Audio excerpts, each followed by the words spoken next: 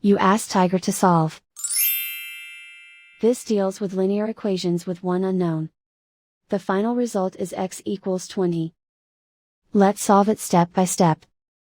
Swap sides. Group all constants on the right side of the equation. Subtract 1 from both sides. Simplify the arithmetic.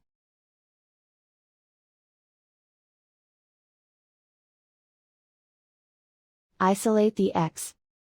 Multiply both sides by 5. Group like terms. Multiply the coefficients. Simplify the fraction.